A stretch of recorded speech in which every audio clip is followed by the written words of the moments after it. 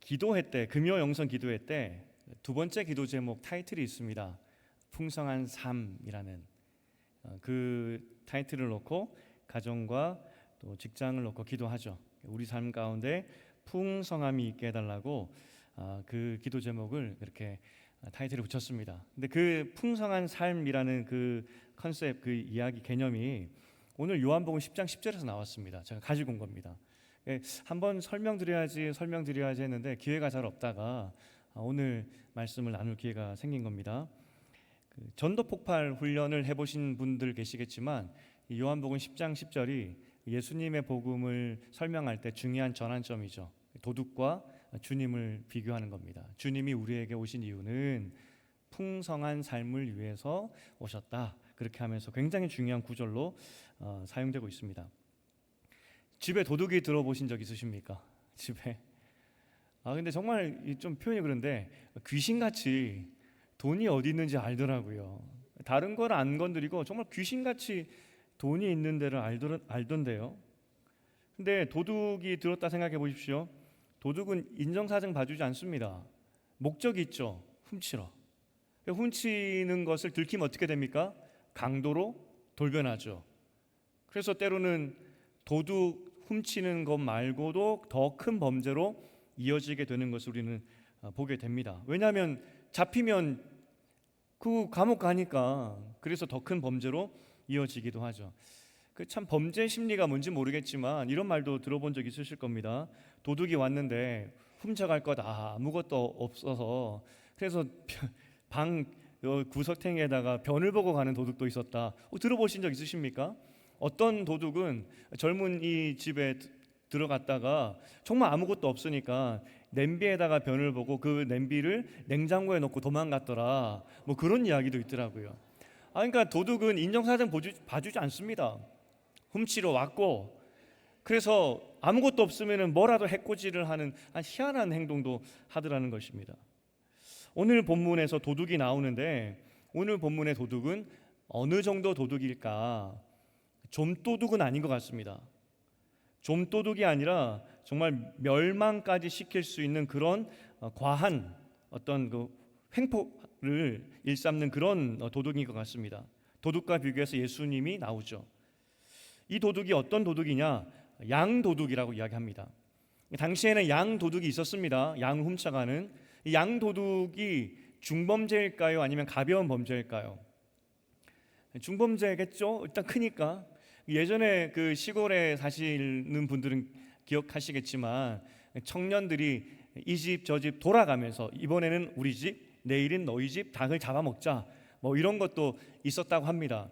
제가 기억이 나는데 아침에 일어났더니 할머니 할아버지께서 대화했던 그런 기억이 납니다. 대화하셨던 기억. 어젯밤에 이 삼촌 친구들이죠. 삼촌 친구들이 삼촌들과 함께 우리 집 닭장에서 닭을 잡아갔구나, 뭐 이런 기억이 나요.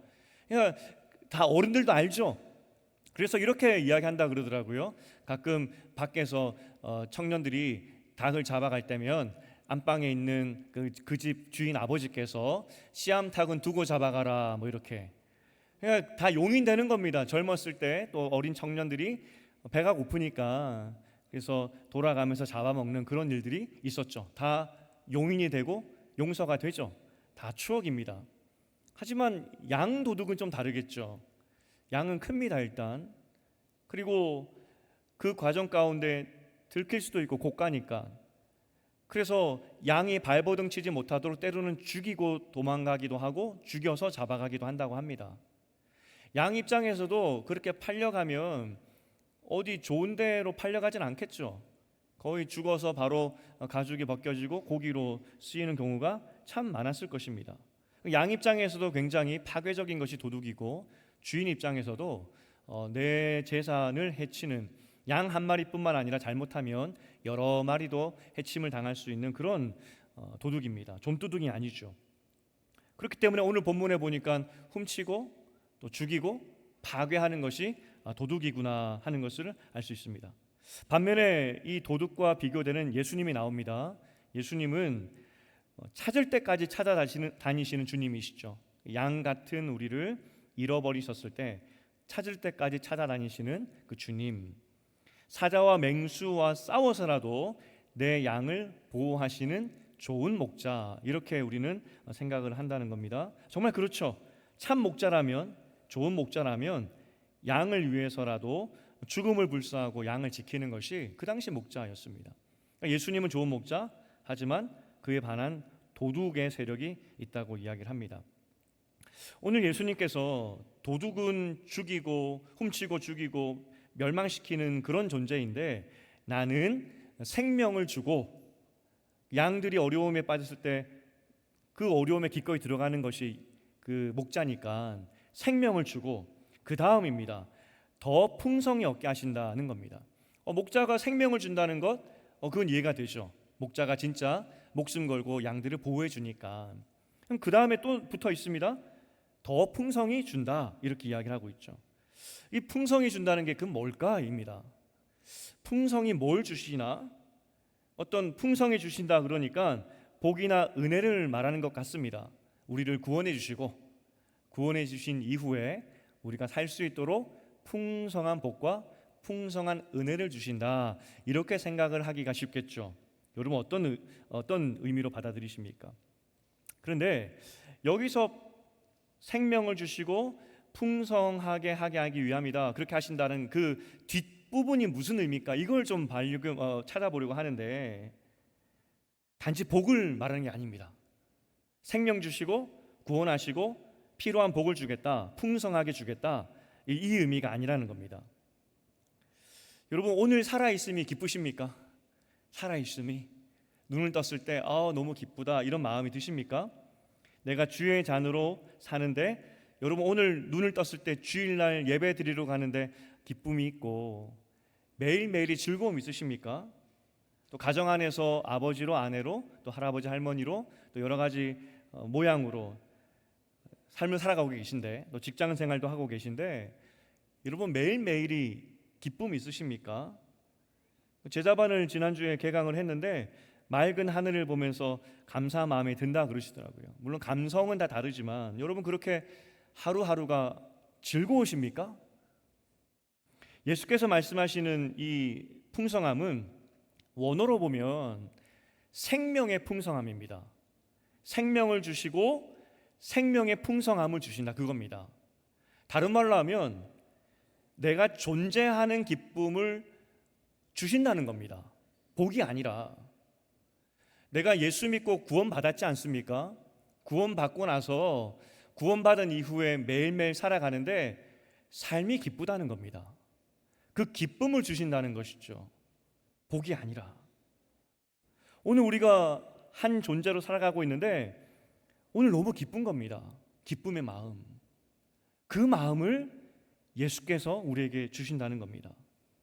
세상 사람들은 먹고 살기 위해서 살지만, 살기 위해서 먹고 죽지 못해서 사는 인생이라고 하지만, 우리는 오늘 하루를 살아도 기쁘고 즐거운 그런 존재로 예수께서 우리에게 구원을 주실 뿐만 아니라 그 뒤의 삶을 약속으로 주시는 것입니다.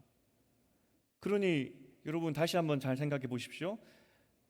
생명을 주시고 그 생명의 풍성함을 주신다고 하셨는데, 여러분 오늘 사는 것이 주 안에서 기쁨 있으십니까? 주 안에서 즐거움 있으십니까? 구원은 받았죠. 그런데 뒤에 기쁨이 없다면 절반인 겁니다. 절반. 속담에 물에 빠진 놈 건져 놓았더니 보따리 내놓으라 한다 있지 않습니까? 물에 빠져 놓은 놈 건져 놓았습니다. 생명 준 거죠. 물에 빠져서 죽게 된 놈을 건졌으니까 내가 생명을 준 겁니다. 그런데 갑자기 그 놈이 저한테 보따리 내놓으라고, 내가 살았으니까 살아가야 되는데 필요한 내가 원래 가지고 있던 보따리 그거 내놓으라고 요구를 하죠. 어처구니가 없죠. 사실 우리가 풍성한 삶을 위해 기도할 때 우리 잘못된 그림으로 나를 구원하셨으니 나에게 복 주시옵소서, 은혜 주시옵소서라고 기도한다면 물에 빠진 놈 건져 놓았더니 보따리 내놓으라고 하네, 이거랑 똑같다는 겁니다. 살아있음이 얼마나 귀하고, 그리고 매일매일의 삶의 의미를 주기 위해서 우리를 생명을 구원하셨는데, 하나님 나에게 보따리도 주시옵소서, 그런 의미로 그렇게 풍성한 삶을 해석하고 기도하면 안 된다는 겁니다. 사실 신앙생활 이룰 수 있습니다. 하나님, 나를 자녀 삼아 주시고 생명 주셨는데 풍성히 주신다고 하셨으니 보따리도 주시옵소서. 내가 이 땅 가운데 풍성히 살 수 있도록 풍성한 보따리를 주시옵소서 라고 기도할 수 있다는 것이죠. 하지만 큰 거 주세요, 이것은 요한복음 10장 10절 의미가 아닙니다. 하나님, 오늘 하루를 살아도 주님 때문에 기쁘고 즐거울 수 있도록 삶의 의미를 나에게 부어주시고, 하루를 살아도 주님과 함께 의미 있는 삶을 살게 하여 주시옵소서. 이게 성도의 기도의 제목이고 이게 성도의 삶이라는 겁니다. 마지막 그 찬양의 행복이라는 찬양을 드렸는데 딱 이 찬양입니다. 딱 이 찬양. 화려하지 않아도, 하지만 그럼에도 불구하고 정결하게 그 존재로서 살아가는 것이고, 가진 것이 적어도 하나님 때문에 감사하며 사는 것, 이것이 생명의 풍성한 삶이라는 것이죠. 우리가 가정에 있든지 직장에 있든지, 그래서 하나님, 나에게 존재의 기쁨을 회복하여 주시옵소서 우리는 기도해야 됩니다. 하루하루 마지못해 사는 인생이 아니라 하나님은 하루를 살아도 주님과 함께 기쁨의 삶, 행복의 삶을 살도록 부르셨기 때문에 나에게 행복과 기쁨이 없다면 주님, 나에게 구원도 주셨는데 이 기쁨이 매일 일상에서 이어질 수 있도록 기쁨을 부어 주시옵소서, 회복하여 주시옵소서, 이렇게 기도해야 된다는 겁니다. 그래서 금요일 날 우리가 앞으로 기도할 때 풍성한 삶 위해 기도하겠습니다 라고 하면 주님, 우리에게 큰 보따리 주시옵소서 이렇게 이해하시면 안 됩니다.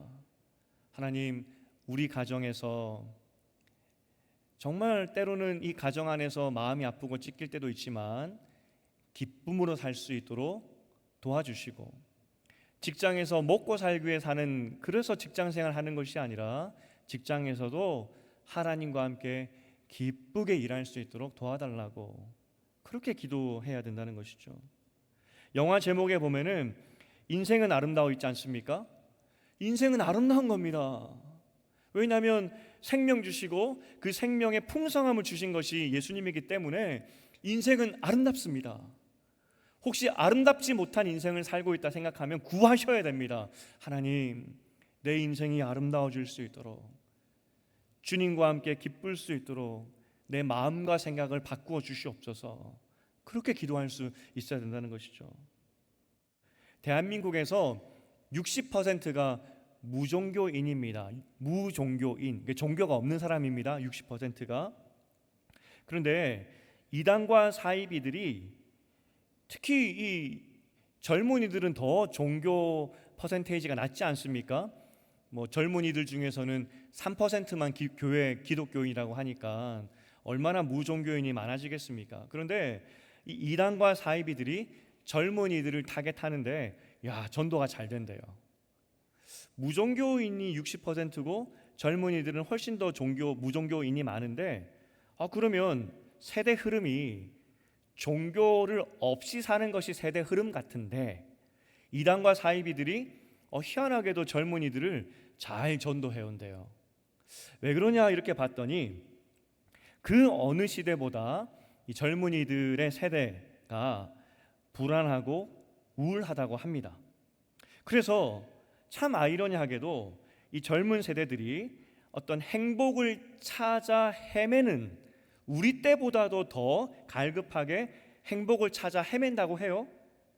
내가 왜 사는지, 내가 왜 존재하는지, 이것을 찾아 헤매는 세대가 지금 젊은 세대라고 합니다. 그렇기 때문에 그 사람들이, 젊은이들이 많이 하는 것 중에 하나가 명상, 요가, 이런 것들로 내가 왜 사는지, 하루를 살아도 기쁨이 없는데 어디서 기쁨을 찾아야 되는지, 이것을 갈등하는 세대가 젊은 세대라고 합니다. 이전 세대야 그때는 너무나 가난했고 먹고 살기 바쁜 세대였기 때문에 진짜 행복, 생명의 풍성함, 내가 사는 존재 이유, 가치, 여기에 신경 쓸 겨를이 없었지 않습니까?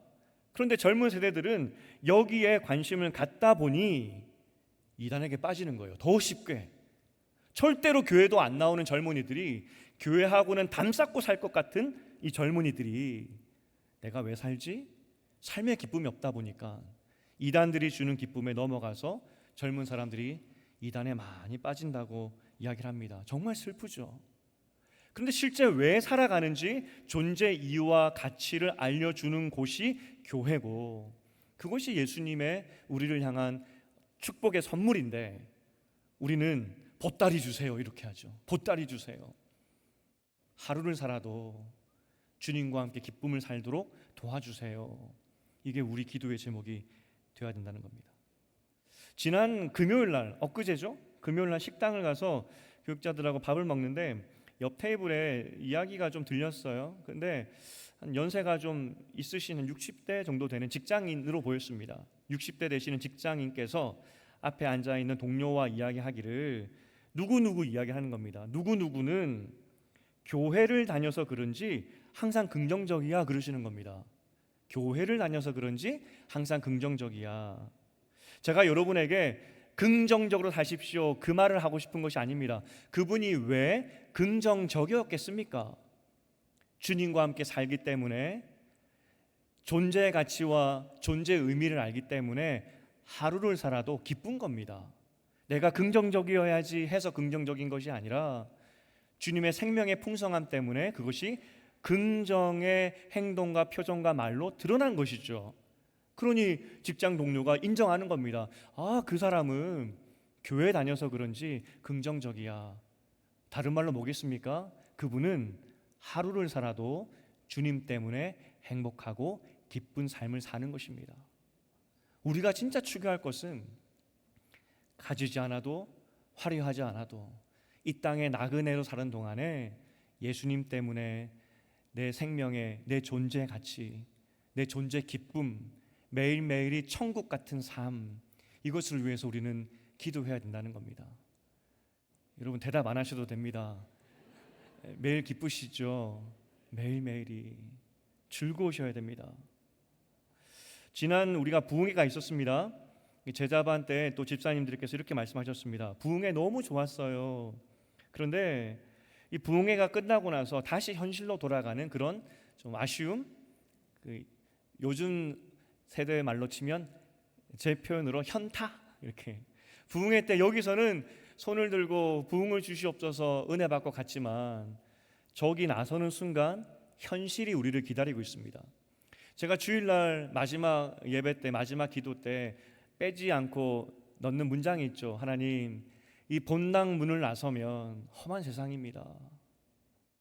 1시간 동안 잠깐 우리 세상의 걱정을 잊고 하나님의 시간으로 들어온 거거든요. 예배는 하나님의 시간 안으로 들어온다, 이런 의미도 있습니다. 히브리어로. 우리가 1시간 동안 하나님의 시간으로 들어왔을 때에는 평안하죠. 너무 좋습니다. 하지만 그 하나님의 시간이 끝나면 저기가 열리는 순간 우리는 또 현실의 시간으로 들어가야 됩니다. 하지만 그 갭이 너무 커요. 하나님의 시간 1시간은 너무 좋을 수 있지만 나머지 일주일의 그 170여 시간의 세상의 시간은 우리 마음을 너무 쓰리게 합니다. 집에 돌아가면 또 할 일이 태산이고 걱정이 태산이죠. 우리가 이 현관문을 나갈 때, 본당을 나갈 때 그래서 기도할 것이 무엇이냐면, 주님, 내가 하나님의 시간에 있을 때 너무 행복했는데, 하나님의 시간 안에 들어와서 예배 드릴 때 내가 너무나 즐거웠는데, 하나님께서 이 즐거움을 주시겠다고 약속하셨는데 내가 어딜 가든지 현실에 들어가는 순간 무엇을 하든지 그 기쁨이 회복될 수 있도록, 이어질 수 있도록 도와주시옵소서. 우리는 기도해야 된다는 겁니다. 이것이 주님이 약속하신 풍성한 삶의 약속입니다. 이 풍성한 삶이 있을 때, 그때 비로소 우리는 나그네 인생 가운데 어떤 상황에 처하든지 우리는 평안할 수 있고 기쁠 수 있다는 것입니다. 우리가 이것을 기도하는 것이죠. 그래서 이 풍성한 삶의 이 제목 타이틀을 좀 바꿔야 되는데, 지금 제가 설명드렸지 않습니까? 공모를 하려고, 공모를. 풍성한 삶이라고 제가 기도하니까 자꾸 보따리 주세요 이렇게 기도하시는 것 같아가지고, 이 뭐라고 해야 될까요? 존재의 기쁨을 회복하는 기도? 뭐라 해야 될지 잘 모르겠지만 하여튼 좋은 아이디어가 있으면은 두 번째 기도 타이틀을 저희가 알려주시면 제가 선물 드리겠습니다.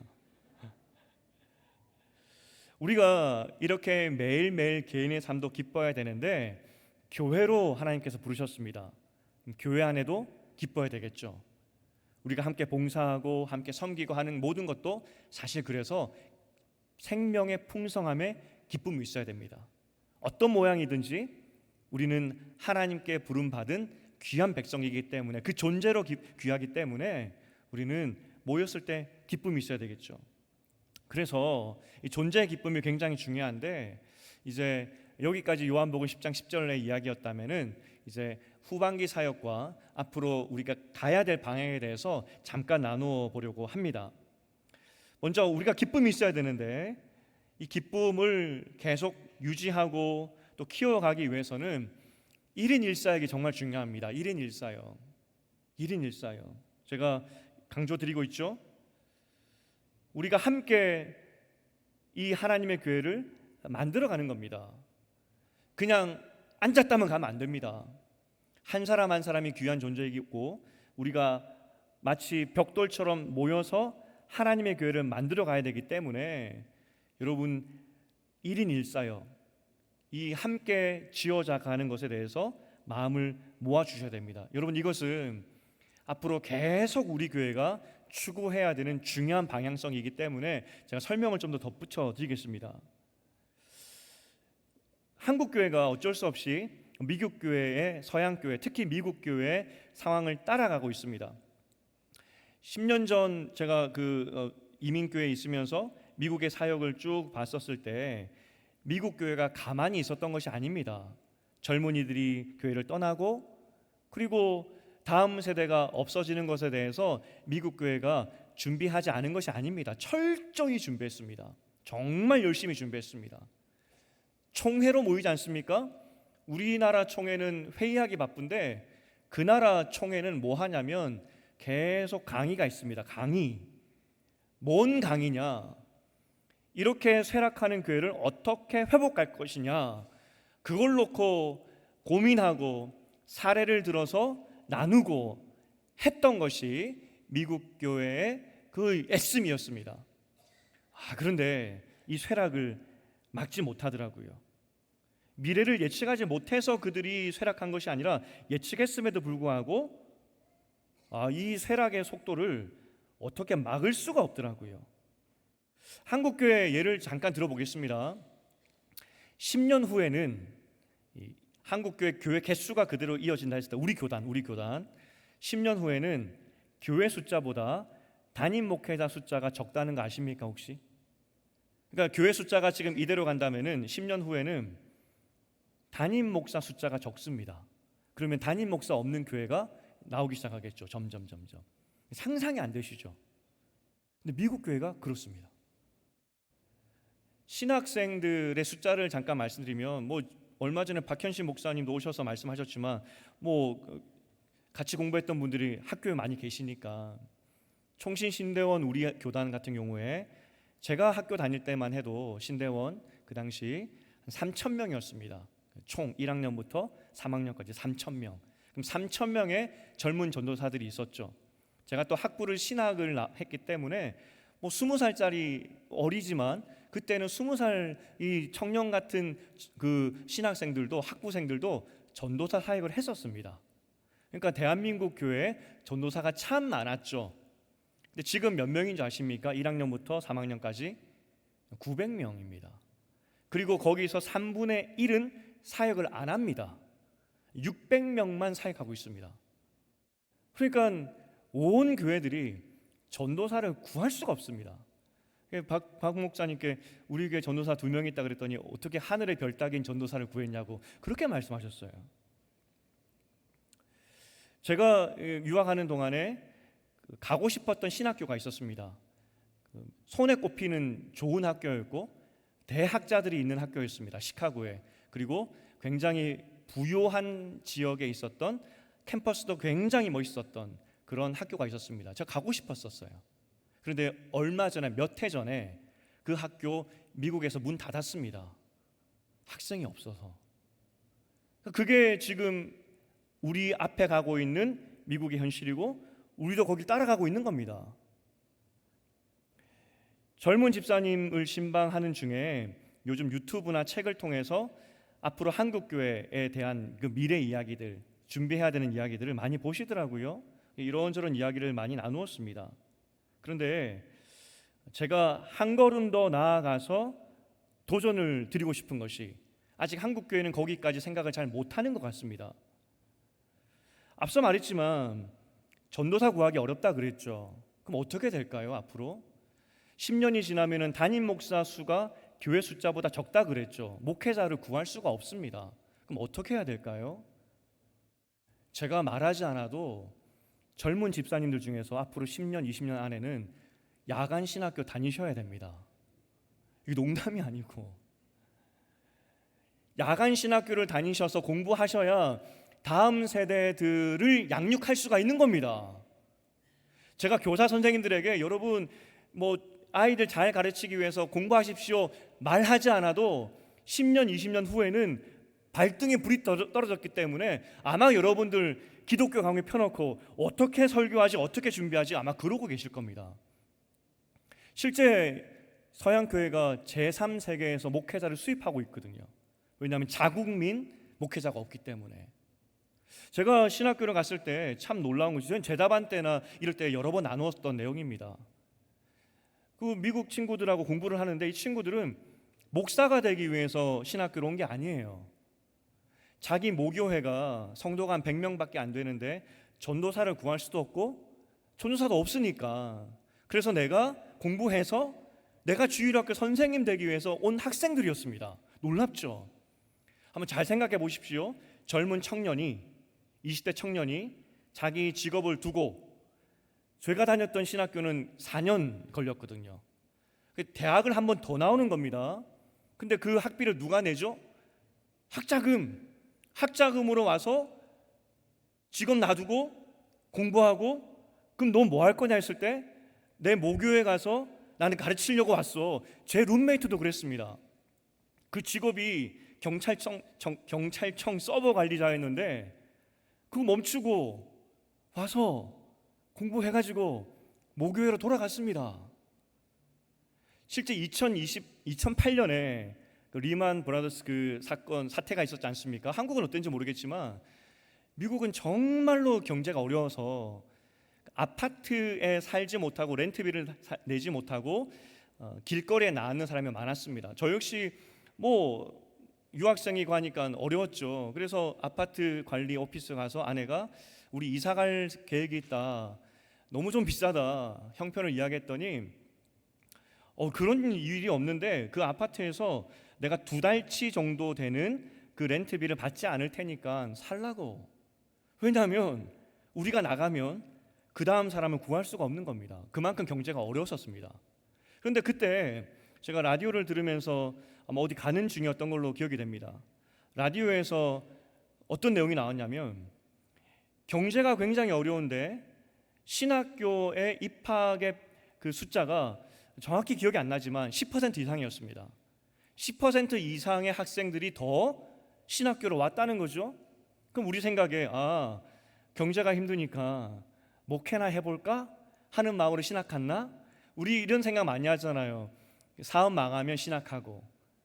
그런데 그 학생들을 인터뷰하는 내용이 나왔습니다. 왜 신학교 왔냐라고 인터뷰했더니, 이렇게 경제가 힘들고 앞이 보이지 않는 이 시대에 하나님의 뜻이 어디 있는지 그거 찾으러 왔다고. 하나님의 뜻을 더 연구하고 분별하기 위해서 왔다고. 여러분의 자녀로 한번 생각해 보십시오. 경제가 어려워졌습니다.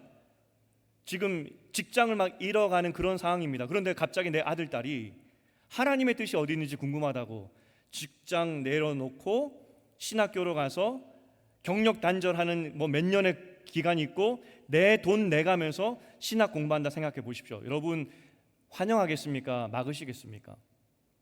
맞겠죠. 걱정 안 되겠습니까? 그런데 저는 그걸 보고 왔어요. 제가 확언하건대 10년, 20년 후에는 여기 젊은 집사님들 신학 공부하셔야 될 겁니다. 제가 굳이 강조하지 않아도 헌금을 하실 수밖에 없을 겁니다. 교회가 운영돼야 되기 때문에. 제가 강조하지 않아도 교회를 섬기고 계실 겁니다. 이게 초대교회 모습이었습니다. 초대교회 신약 성경을 한번 보십시오. 물론 어떻게 섬겨야 되는지, 어떻게 교회에서 한 일원으로 건강하게 살아야 되는지는 알고 있지만 헌신이나 헌금이나 강조하지 않습니다. 왜냐하면 할 수밖에 없었기 때문입니다. 다음 세대를 생각하면서 여러분, 우리야 뭐 지났으니까 괜찮다. 그래서 다음 세대 많이 기도해 주셔야 됩니다. 저분들 밤에 신학 공부해야 되기 때문에. 지금 저는 뭐 4.5일제, 주 4.5일제 된다 하지 않습니까? 뭐 시대가 바뀌면 4일제 된다고. 이게 상상이 되십니까? 예전에 토요일이 반공일이었습니다. 반공휴일 해가지고. 근데 그게 없어지고 토요일 날 쉬는 것이 이루어졌죠. 꿈 같은 일이 이루어졌습니다. 4.5일제도 아마 오겠죠. 그러면 나머지 2.5일 쉴 때 뭐 하시겠습니까? 아마 신학 공부하셔야 될 겁니다. 다음 세대 가르쳐야 되니까. 이것이 지금 교회의 현실이고 우리가 준비해야 되는 현실입니다. 그래서 지금부터 체질을 바꿔놔야 됩니다. 교회는 누가 만들어주는 곳이 아니라, 누군가의 한 사람의 헌신으로 되는 것이 아니라 함께 지어져 가는 거구나, 함께 만들어 가야 되는 것이구나. 누군가에게 마치 맡겨놓은 것처럼 해, 이게 아니라 괜히 내가 오늘 헌신했다가 코 끼워서 영원히 끌려가는 거 아니야? 10년 후에는 제가 시키지 않아도 여러분 하셔야 될 겁니다. 그래서 1인 1사역, 우리는 지금부터 체질 개선이 필요하다. 두 번째는 중직자 선거입니다. 사실 여기에 대해서 좀 더 말씀드리고 싶었는데 괜히 더 말씀드리면 지금 투표 중에 있기 때문에 어려움이 있겠다. 그래서 이거는 올 후반기쯤 어떤 사람을 중직자로 세워야 되는지 그 기준에 대해서 여러분과 좀 나누려고 합니다. 잘 마무리될 수 있도록 기도해 주시고 잘 섬길 수 있도록, 이 굉장히 중요한 변화의 시기가 있는데 깨어서 이 변화를 잘 준비할 수 있는 그런 분들이 세워질 수 있도록 많이 기도해 주시기 부탁드립니다. 웰컴홈 축제가 있죠. 그래서 우리가 교회의 사명이 함께 전도해 보는 것. 언제 전도해 보겠습니까? 교회에서 하자고 할 때 슬쩍 한번 해보십시오. 지금 몇 분이 작성했나 했더니 거의 200분 정도 하셨더라고요. 정말 우리 교회에서 많이 한 겁니다. 깜짝 놀랐습니다. 정말 소망이 있구나. 쓰는 것부터, 기도부터 시작입니다. 그래서 같이 생명을 키우는, 풍성한 생명을, 하나님의 생명을 주고 살맛 나는 삶으로 인도하는 우리 교회 되어야 되겠죠. 그래서 웰컴홈 축제에 같이 마음을 다했으면 좋겠습니다. 마지막 두 가지만 더 부탁하고 마무리하겠습니다. 리모델링과 사택 재건축을 위해서 기도해 주십시오. 사실 제가 이것을 기도 제목으로 내놓기 솔직히 많이 부담스럽습니다. 다른 이유가 아니라 리모델링과 사택 재건축을 하는 모든 재원들이 선배님들이 만들어 놓으신 재원입니다. 사실 어떻게 보면 저는 아무 공로도 없고 제가 뭐라고 할 수 있는 그런 자리도 아니죠. 여러분들이 만들어 놓은 귀중한 자산입니다. 그렇기 때문에 이것을 어떻게 기도하자라고 말하는 것이 솔직히 부담감이었습니다. 하지만 같이 나아가야 될 방향이 있기 때문에 여러분에게 이제 기도의 제목으로 부탁을 드립니다. 리모델링과 사택 재건축을 해야 되는데 그러기 위해서는 여러분이 결정하셨듯이 그 땅 매각이 잘 되어야 합니다. 기억하시면서 기도 많이 해주시기를 부탁드립니다. 순적하게 매각 처리가 되고 결정했으니까. 선배들이 그렇게 결정한 이유는 다음 세대들이 더 예배 잘 드리게 하기 위해서 결정해 주신 거 아니겠습니까? 그럼 이제 기도해야 될 때인 것 같습니다. 하나님, 우리에게 이러한 자산을 주셔서 감사합니다. 리모델링하고 사택을 재건축하기로 결정했는데 주님 은혜 안에서 모든 것이 순적하게 되고, 기왕 사택을 짓는데 잘 지어야 되겠죠. 지어놓고 물 새면 어떻게 합니까? 하나님, 잘 지어질 수 있도록 도와달라고 같이 기도했으면 좋겠습니다. 마지막으로 부흥을 위해 기도했으면 좋겠습니다. 우리가 사마리아 아까 이야기를 했지만 1, 2부 때 제가 너무 소리를 질러가지고 지금 제가 죄송한 마음입니다. 화난 게 절대 아니었습니다. 우리가 절대 난공불락 같은 사마리아 앞에 서야 그때 부흥을 볼 수 있는 겁니다. 부흥은 반드시 있습니다. 하나님, 이 교회가 힘든 이 시대이지만 하나님께서 새로운 일을 하실 줄 믿습니다. 우리를 사용하여 주시옵소서. 그렇게 부흥을 위해서 많이 기도해 주시기 바랍니다. 제가 청년 사역을 하다 보니까 이제 좀 청년이 없던 후에 제가 부임을 했었거든요. 그러니까 빈자리가 좀 많았었습니다. 거기 본당이. 근데 그 빈자리가 부흥을 하면서 채워지는 것을 경험했습니다. 어디서부터 채워지는지 아십니까? 빈자리가 이제 빈자리가 많았지 않습니까? 본당에 어디서부터 채워질까요? 희한하게 가에서부터 채워집니다. 가에서부터. 그리고 맨 마지막에 앞이 채워지더라고요. 그래서 아까 1, 2부 예배 드리는데 하나님 이 옆은 조금 채워진 것 같은데 아직 이 앞머리 정수리가 아직 안 채워진 것 같습니다. 채워주시옵소서라고 기도했습니다. 하나님께서 기도하는 우리 또 간절히 사모하는 우리에게 채워주시는 은혜로 또 함께 하실 겁니다. 같이 부흥회에서 많이 기도해 주시기를 부탁드리겠습니다. 이제 말씀을 맺겠습니다. 결론 전에 다음 주 광고를 미리 해드립니다.